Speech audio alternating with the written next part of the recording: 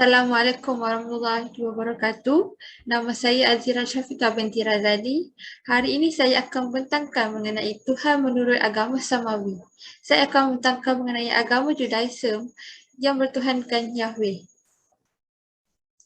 Pengenalan, teras kepercayaan penganut agama Judais ialah wujudnya Tuhan yang Maha Esa iaitu Yahweh, pencipta dunia yang menyelamatkan Bani Israel dari penindasan di Mesir. Yahweh menurunkan undang-undang Torah kepada mereka dan memilih mereka sebagai cahaya kepada manusia sejagat. Agama Yahudi merupakan agama monoteisme yang berpegang kepada kepercayaan bahawa Tuhan adalah satu dan tunggal dan merupakan salah satu agama dari keluarga agama Samawi. Penganut Yahudi percaya bahawa Yahweh telah membuat perjanjian dengan Nabi Ibrahim bahawa beliau dan cucu cicitnya akan diberi berkat sekiranya mereka kekal beriman kepada Yahweh. Perjanjian ini kemudiannya diulangi oleh Nabi Ishak dan Nabi Yakub. Seterusnya, penganut Yahudi dipilih untuk melaksanakan tugas-tugas dan tanggungjawab khas seperti mewujudkan masyarakat yang adil dan saksama dan berkhidmat kepada Tuhan. Sebagai balasan, mereka akan menerima kecintaan serta perlindungan Yahweh. Yahweh kemudiannya menganugerahkan mereka 10 perintah yang sekarang dikenali sebagai 10 perintah melalui ketua mereka iaitu Nabi Musa yang telah dianggap sebagai seorang putera. Sinagog merupakan pusat masyarakat serta keagamaan yang utama dalam agama Yahudi, manakala Rabi ialah mereka yang pakar dalam hal-hal keagamaan. Seterusnya ialah mengenai pengertian Tuhan Yahweh dalam agama Yahudi. Nama Tuhan hampir selalu diterjemahkan Tuhan semua huruf besar dalam Bible Inggeris iaitu WH, tetapi dalam bahasa Ibrani diucapkan sebagai Yahweh dan dibangun berdasarkan kata untuk saya. Oleh itu setiap kali jika kita mendengar perkataan Yahweh atau kita melihat Tuhan dalam Alkitab bahasa Inggeris, kita haruslah berfikir bahawa ini adalah nama yang tepat dan haruslah mengingatkan kita bahawa setiap kali nama itu disebut, Tuhan itu adalah benar-benar wujud. Seterusnya, perkara yang dinamakan Yahweh iaitu aku tentang Tuhan ialah dia tidak pernah mempunyai permulaan.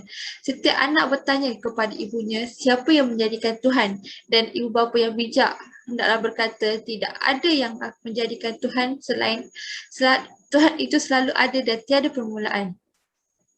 Seterusnya, Tuhan tidak akan pernah berakhir. Sekiranya dia tidak wujud, dia tidak boleh keluar dari keadaan kerana dia sedang wujud. Selain itu, Tuhan adalah realiti mutlak iaitu tidak ada kenyataan di hadapannya. Tidak ada kenyataan di luar dirinya kecuali dia mengkehendaki dan membuatnya. Dia adalah semua yang selama-lamanya. Seterusnya, Tuhan benar-benar bebas. Dia tidak bergantung pada apa-apa untuk menjadikannya wujud atau menyokongnya, menasihatinya atau menjadikannya seperti dirinya. Tambahan pula segala sesuatu yang bukan Tuhan bergantung sepenuhnya kepada Tuhan. Seluruh alam semesta benar-benar sekunda ini wujud oleh Tuhan dan tetap menjadi saat demi saat atas keputusan Tuhan untuk menjadikannya tetap wujud. Selain itu juga Tuhan itu tetap. Dia sama semalam, hari ini dan selamanya. Dia tidak boleh diperbaiki, tidak menjadi apa-apa dan dia adalah siapa dia. Bahkan Tuhan adalah standard kebenaran dan kebaikan serta keindahan yang mutlak. Tidak ada buku undang-undang yang dapat dilihatnya untuk mengetahui apa yang betul, tiada yang dapat membuktikan fakta dan tiada persatuan untuk menentukan apa yang baik atau indah. Disuruh itu, Tuhan juga melakukan apa sahaja yang dia kehendaki, selalu betul, selalu indah dan selalu sesuai dengan kebenaran. Semua realiti yang di luar dirinya diciptakan dan dirancang dan diatur sebagai realiti mutlak. Jadi dia benar-benar bebas dari segala kekangan yang tidak berasal dari nasihat kehendaknya sendiri. Akhir sekali, Tuhan adalah realiti dan orang yang paling penting dan paling berharga di alam semesta. Dia lebih layak mendapat perhatian serta kekaguman dan kesenangan daripada semua realiti lain termasuk seluruh alam semesta. Seterusnya, saya akan membincangkan mengenai asal nama Yahweh.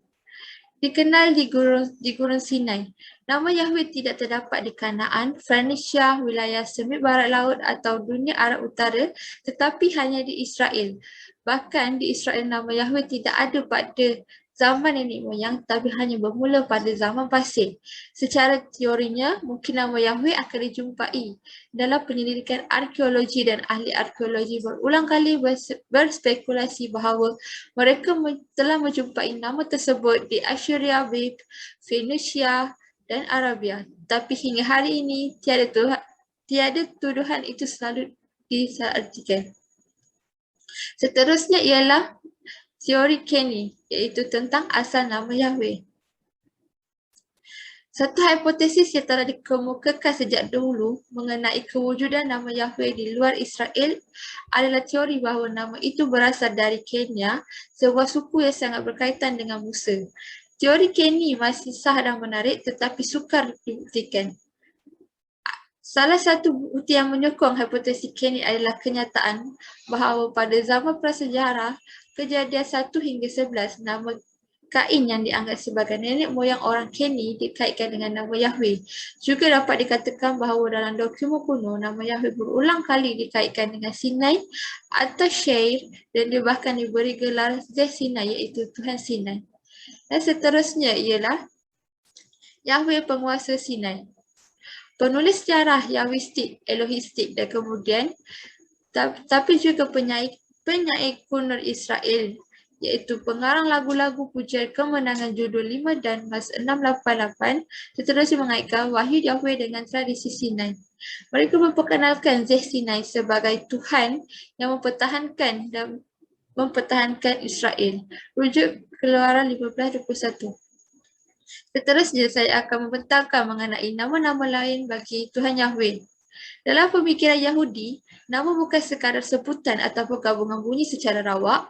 Nama itu menyampaikan sifat dan intipati perkara yang dinamakan. Ia mewakili sejarah dan reputasi yang dinamakan. Ini bukan konsep yang pelik atau asing seperti yang dilihat pada pandangan pertama. Nama yang pertama ialah El Shaddai, yang bermaksud Tuhan yang Maha Kuasa. Tuhan yang Maha Esa yang Maha Berkuasa adalah ungkapan yang mencerminkan kekuatan, keagungan dan kekuatan Tuhan.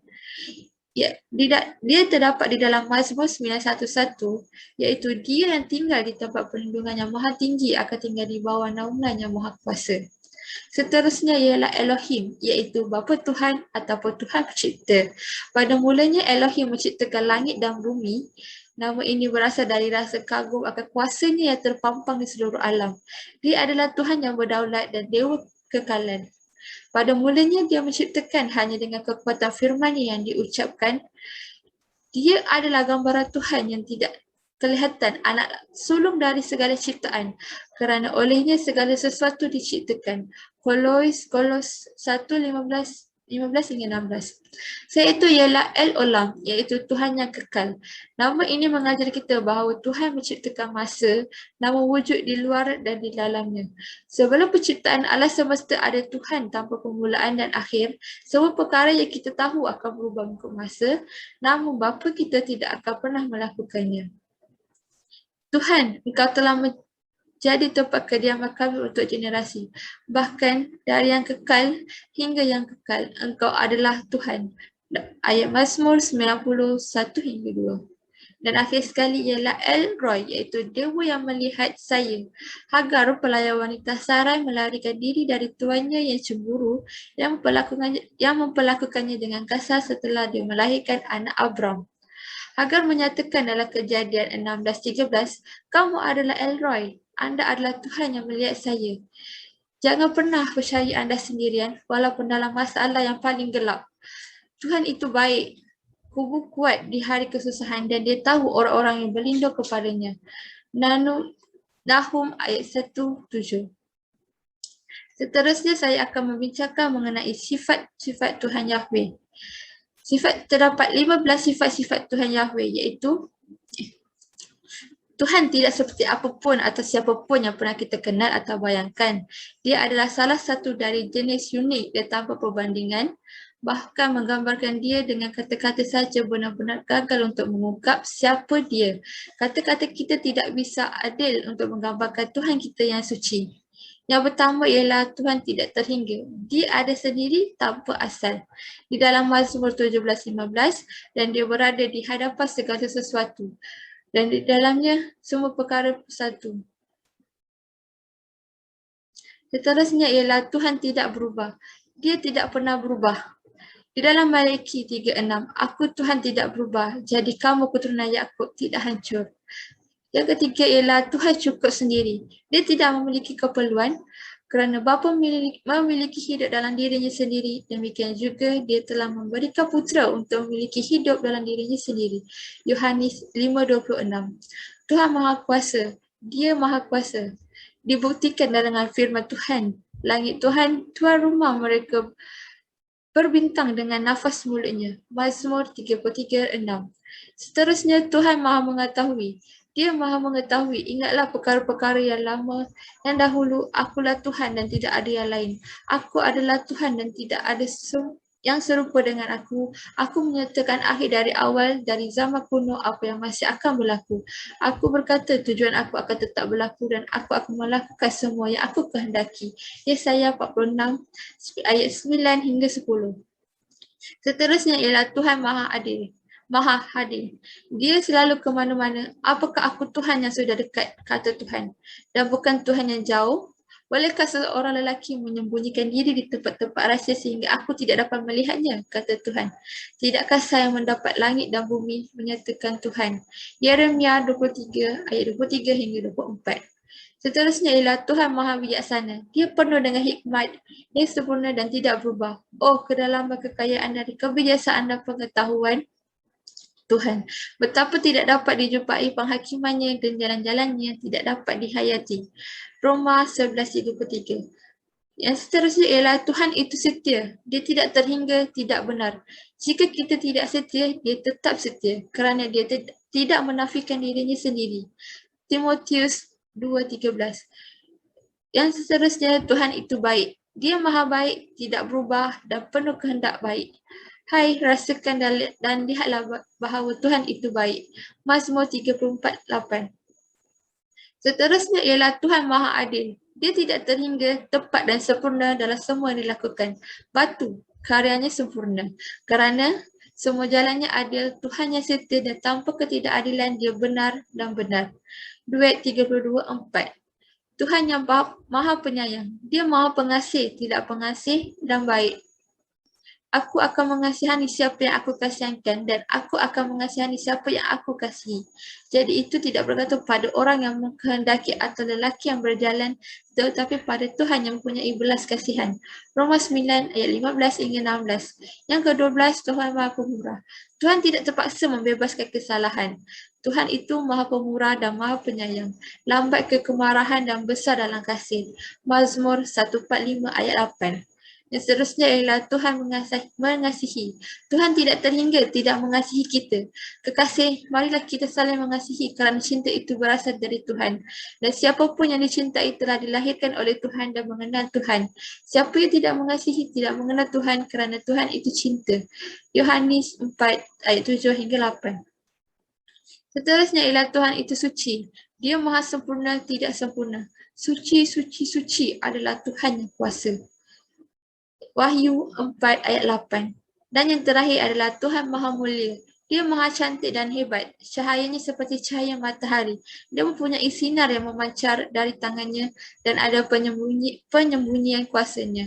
Habakuk 3 ayat 4. Seterusnya saya membentangkan mengenai 10 perintah Taurat Tuhan. 10 perintah merupakan senarai perintah daripada Tuhan kepada bangsa Israel kuno. Perintah-perintah ini juga dikenali sebagai 10 perkataan ungkapan. Ini muncul sebanyak 3 kali dalam Taurat. Tuhan menuliskan 10 perintah pada 2 kepingan batu dan memberikannya kepada Musa di Gunung Sinai. Antara 10 perintah ini, antara perintahnya ialah menyembah Tuhan Yehova sahaja. Mereka diwajibkan untuk diperintahkan untuk menyembah Tuhan Yehova sahaja dan tidak ada Tuhan selainnya. Terusnya ialah dilarang menyembah berhala. Janganlah membuat patung yang menyerupai apapun. Mereka dilarang untuk menyembah apapun berhala seperti pokok, berhala Asyera ataupun patung-patung. Seterusnya jangan menyalahgunakan nama Tuhan. Jangan menyebut nama Tuhan Allahmu dengan sembarangan sebab Tuhan akan memandang bersalah orang yang menyebut namanya dengan sembarangan. Keluaran 20 ayat 7. Yang seterusnya ialah merayakan hari Sabat. Mereka diwajibkan untuk merayakan hari Sabat, iaitu solat sebanyak 3 kali sehari. Seterusnya ialah menghormati ibu bapa kamu. Di dalam Keluaran 20 ayat 12, hormatilah ayah dan ibu kamu, maka kamu akan hidup panjang dan panjang di negeri yang diberikan Tuhan Allahmu kepadamu. Seterusnya, jangan membunuh. Mereka diperintahkan untuk tidak membunuh sesama sendiri ataupun sesama kaum, kerana itu adalah satu-satu larangan yang diperintahkan oleh Tuhan mereka. Seterusnya, jangan berzina, kerana berzina itu adalah sesuatu perkara yang paling teruk sesuatu perkara yang paling teruk. Jadi mereka diperintahkan supaya jangan berzina sebelum kahwin. Seterusnya ialah jangan mencuri. Jangan mencuri adalah sesuatu perkara yang sangat buruk. Oleh itu, mereka diperintahkan untuk jangan mencuri harta sesama kaum. Seterusnya ialah jangan memberi kesaksian palsu. Kita hendaklah bercakap benar dan tidak boleh melakukan kebohongan sekiranya diminta. Dan akhir sekali, jangan menginginkan kepunyaan orang lain. Kita janganlah mengambil hak orang lain seperti isteri orang lain, suami orang lain. Janganlah kita memperlakukan sebegitu. Seterusnya ialah 13 prinsip Maimonides. Tradisi Yahudi berpendapat bahawa Mishnah merumuskan 13 prinsip iman dan bahawa prinsip-prinsip ini merangkumi apa yang dilihatnya sebagai kepercayaan yang dituntut oleh agama Yahudi. Yang pertama ialah kewujudan Tuhan. Mereka wajib mempercayai bahawa Tuhan itu wujud.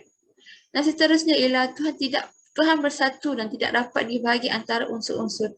Mereka wajib mempercayai bahawa Tuhan adalah satu dan tidak dapat dibahagikan dengan beberapa aspek dan beberapa sebab. Seterusnya ialah Tuhan kerohanian dan ketidakpastian. Tuhan itu bersifat kerohanian. Yang keempat ialah Tuhan itu kekal. Mereka wajib untuk mempercayai bahawa Tuhan itu kekal, tidak pernah mati. Yang seterusnya ialah Tuhan sahaja yang mesti menjadi objek penyembahan. Mereka diwajibkan untuk menyembah Tuhan dan mereka tidak boleh menyembah berhala. Seterusnya ialah wahyu melalui Tuhan Nabi. Tuhan Yahweh menyampaikan wahyunya melalui Nabi yang telah dipilih olehnya. Yang seterusnya keutamaan Musa di kalangan para Nabi. Mereka wajib mempercayai bahawa Musa adalah kiriman Tuhan kepada mereka. Seterusnya ialah bahawa keseluruhan Taurat, baik hukum tertulis dan lisan, berasal dari ilahi dan diperintahkan kepada Musa oleh Tuhan di Gunung Sinai. Yang kesembilan, hukum yang diberikan oleh Musa adalah kekal dan tidak akan diubah atau diubah. Hukum ini adalah kekal berdasarkan di dalam kitab Taurat atau perjanjian lama yang telah diciptakan. Yang ke-10 ialah kesedaran Tuhan terhadap semua tindakan dan pemikiran manusia. Semua tindakan kita dapat dibaca oleh Tuhan dan pemikiran kita dapat dibaca olehnya. Tidak ada perkara yang dapat kita sembunyikan daripadanya. Yang seterusnya ialah pahala kebenaran dan hukuman kejahatan.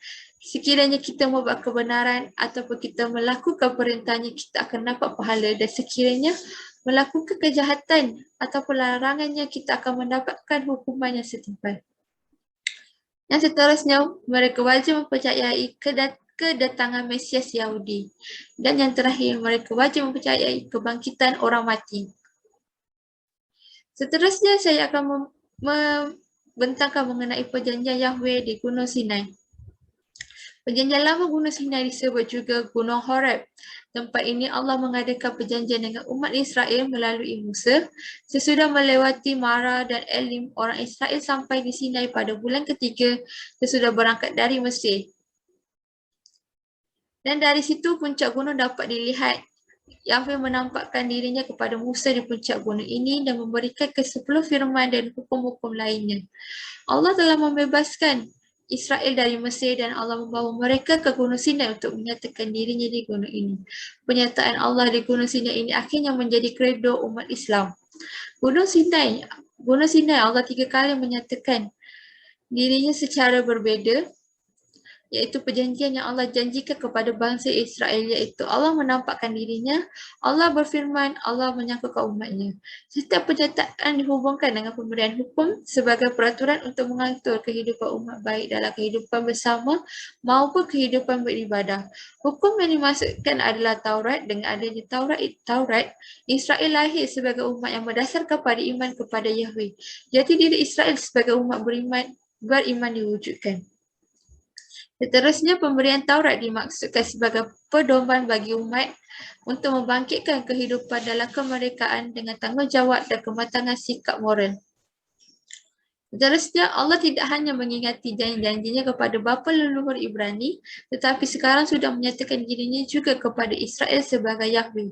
Di Gunung Sinai, Tuhan mengukuhkan perjanjiannya dengan bangsa Israel dengan memberikan kepada mereka undang-undang yang menjadi pedoman hidupnya. Perjanjian yang diadakan Allah di situ dengan umatnya sangat penting dalam mengikat suku-suku itu menjadi satu dan menempuh mereka menjadi satu umat yang mengabdi kepada satu Allah. Seterusnya ialah kemurkaan Yahweh terhadap umat Israel. Selama 70 tahun orang Israel diasingkan di Babel, pelbagai perkara buruk berlaku kepada orang Israel semasa pengasingan. Terdapat kemusnahan tragis seperti sebuah negara iaitu tembok kota dirobohkan, ada rompakan dan penjarahan, rogol, kuil-kuil dihancurkan, bahkan anak muda yang cerdas dan berani dilemahkan, dikeberi dan dijadikan kasim. Cerita terdengar di Yerusalem, bangsa yang dipilih Tuhan tidak akan mendapat apa-apa. 70 tahun bukanlah masa yang singkat bagi Israel untuk mengalami penganiayaan ini. Seterusnya, mengasingkan diri di Babel kerana Israel melakukan penzinaan terhadap Tuhan dengan membangun kembali gunung pengorbanan kepada Baal, mendirikan berhala dan gambar Asyerah di rumah Tuhan, juga membuat mezhab untuk para prajurit surgawi di halaman kuil Tuhan, membuat murka Tuhan terbakar Israel. Penyembahan berhala seperti sihir, penyembahan kembali dilakukan oleh orang Israel. Seterusnya, Tuhan kita adalah Tuhan yang cemburu. Keluaran 34:14. Sebab jangan tunduk kepada Tuhan-Tuhan lain kerana Tuhan yang namanya cemburu adalah Tuhan yang cemburu. Dia tidak akan membiarkan kita menyembah Tuhan-Tuhan lain. Itu adalah kekejian di hadapan Tuhan. Seterusnya, perkara-perkara seperti pencabulan, najis, nafsu jahat dan ketamakan. Semua sama dengan penyembahan berhala. Penyembahan berhala menyebabkan umat Tuhan meninggalkan Tuhan dan tidak lagi takut kepadanya, tidak memperhatikan ketetapannya dan kehidupan dalam dosa telah menjadi watak bagi orang Israel. Namun, hukuman Tuhan tidak hanya berlaku tanpa pemberitahuan dan peringatan. Walaupun penghakiman diberikan, Tuhan tetap memberi kesempatan untuk bertaubat. Namun, kejahilan membuat Israel memandang rendah terhadap peringatan Tuhan. Seterusnya ialah dosa dan pelanggaran tidak menjadikan Tuhan menggagalkan kehendaknya umat Islam pilihannya. Tuhan mempunyai 1001 cara untuk memaksa rancangan penyelamatannya terjadi. Jangan biarkan kita mengalami pengasingan di Babel seperti yang Tuhan lakukan kepada Israel terlebih dahulu untuk memahami kehendak Tuhan dan tunduk kepada kehendaknya. Pengasingan Babelion adalah cara Tuhan untuk memaksa orang Israel tunduk kepadanya dan pada masa yang sama mengalami kasihnya dari bentuk yang indah. Dan bagi kita adalah pelajaran untuk tunduk kepada kehendak Tuhan. Ia dinyatakan di dalam Joel 2 ayat 22 hingga 26. Aku akan mengembalikan kepadamu tahun-tahun belalang yang bergerak, belalang yang melompat, belalang yang makan dan belalang mengoroti pasukan hebatku yang aku kirimkan di antara kamu. Maka kamu akan makan banyak dan kenyang dan kamu akan memuji Tuhan, nama Tuhan Allahmu yang telah memperlakukan kamu dengan luar biasa dan orang-orang saya tidak akan malu lagi. Seterusnya, saya akan membentangkan mengenai artikel review yang bertajuk How Jewish is God Divine Ethnicity in Pulse Theology by Paula Fredrickson. Bibliografi artikel. Bibliografi boleh didefinisikan sebagai senarai sumber seperti buku dan artikel ilmiah yang boleh didapati di kertas berdasarkan penyelidikan. Ini biasanya muncul pada akhir dokumen tersebut. Di dalam sebuah karya, bibliografi mengandungi tajuk, nama penulis, tempat dicetak, tarikh dicetak, jumlah muka surat dan nombor jurnal. Okay, kita tengok yang pertama ialah nama penulis. Nama penulisnya ialah Paula Fredrickson yang beri tajuk jurnal adalah How Jewish is God, Divine Ethnicity in Pulse Theology. Dicetak di Cambridge University Press pada tahun 2008, mempunyai dari jumlah muka surat 193 hingga 202, mempunyai 20 muka surat. Nombor jurnal, Journal of Biblical Literature 137, nombor 1 2018. Seterusnya, kita tengok pengenalan penulis dan pemikirannya.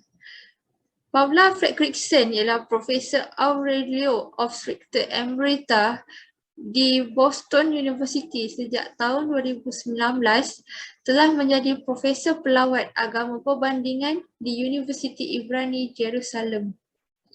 Beliau juga memiliki 2 gelar doktor kehormatan dalam pengajian teologi dan agama. Beliau menerbitkan sejarah sosial dan intelektual agama Kristian kuno dan hubungan pagan Yahudi Kristian di Empayar Rom. Dari segi pendidikan, Paula Fredrickson belajar untuk BA berganda dalam agama dan sejarah di Wellesley College, dari mana dia menamatkan pengajian di Pi Beta Kappa pada tahun 1973. Di teologi formal di St. Hilda College, dia mendapat diploma teologi dari University Oxford pada tahun 1974. Beliau memperoleh PhD dalam agama Mediterranean kuno dari University Princeton pada tahun 1979. Dari 1979 hingga 1980, beliau adalah Fellow Pasca Doctoral Andrew W. Mellon di Jabatan Agama di University Stanford. Kedua-dua Wellesley College pada tahun 1989 dan Princeton University pada tahun 2000 menganggap Paula Fredrickson sebagai alumna yang terkenal. Seterusnya, dari segi pemikiran penulis, karya yang dihasilkan oleh beliau menuju ke arah tanah, bahasa, hubungan, keluarga dan dewa yang menjadi penanda utama kuno etnik. Paula Fredrickson berpendapat bahawa etnik ketuhanan adalah kategori yang merangkumi langit dan bumi, Tuhan dan manusia dalam membentuk kumpulan keluarga, dan dewa-dewa selalunya berkongsi dalam etnik-etnik yang memuja mereka. Tuhan Yahudi tidak terkecuali dan tuntutan dewa Yahudi untuk ketuhanan sila etnik. Seterusnya, dari segi komentar, jurnal dan penulisannya. Karya yang dihasilkan mengandungi kandungan yang ingin disampaikan oleh penulis adalah berdasarkan etnik ketuhanan bagi orang Yahudi. Penulis juga tidak bersikap berat sebelah apabila membincangkan tentang etnik ketuhanan Yahudi, etnik ketuhanan bangsa lain seperti Kristian dan Islam. Penulisan lain yang dihasilkan oleh Paula Fredrickson ialah When Christians Were Jews, the First Generation, iaitu sekumpulan misionaris Yahudi yang karismatik dan apokaliptik yang berusaha mempersiapkan dunia mereka untuk mewujudkan janji-janji Tuhan kepada Israel, akhirnya melancarkan gerakan yang akan tumbuh menjadi gereja kafir. Dan beliau juga menerbitkan sebuah buku yang bertajuk Sin, The Early History of an Idea, yang mengisahkan mengenai konsep Kristian awal mengenai dosa, meneroka cara-cara dosa, datang untuk membentuk idea-idea mengenai Tuhan, tidak kurang juga mengenal umat manusia. Seterusnya adalah ringkasan jurnal. Paula Fredrickson menceritakan mengenai etnik, manusia dan ketuhanan, menerangkan aspek-aspek penting. Injil Injil Paulus kepada orang kafir. Beliau juga menerangkan mengenai penebusan dalam Kristus sebelum beralih ke visi Paulus seperti idea etnik Yahudi Tuhan dan caranya. Selain itu, isi kandungan dalam jurnal ini merangkumi 3 subtopik yang menceritakan mengenai ketuhanan etnik secara terperinci. Bab yang pertama ialah Divinity, Ethnicity and Multiplicity yang membincangkan mengenai pembinaan etnik kuno dalam menyenaraikan beberapa pendaharaan kata yang relevan. Yang kedua ialah Cosmic Redemption and Gentle Adoption yang membincangkan mengenai pengabdian etnik normal dan normatif ketuhanan pada zaman dahulu Mediterranean. Dan yang bab yang terakhir ialah Ethnicities, Divinities and History yang menjelaskan mengenai etnik dewa-dewa kuno dan secara khusus mengenai Tuhan Yahudi dan keluarga. Seterusnya, isu yang dibawa oleh penulis ialah kata-kata yang diambil menyatakan konsep yang menghubungkan hubungan darah, adat resam, protokol yang diwarisi untuk menunjukkan hormat kepada Tuhan dan tanah atau kawasan leluhur. Penulis juga menekankan hubungan keluarga tidak terjalin secara melintang antara warga polis Helenistik. Ia juga memanjang secara menegak antara langit dan bumi. Dewa-dewi Yunani dan Rom diketahui telah mengambil pasangan seksual manusia dari mana keturunannya seluruh populasi manusia mungkin turun. Seterusnya, para dewa dan orang-orang membentuk kumpulan keluarga, anakronisme, istilah Kristiani untuk generasi pertama. Gerakan iaitu amal, koleksi dan sintesis. Bagi abad kedua, penciptaan agama Kristian yang menciptakan identiti Kristian seperti Paul, Ignatius dan Theodosius.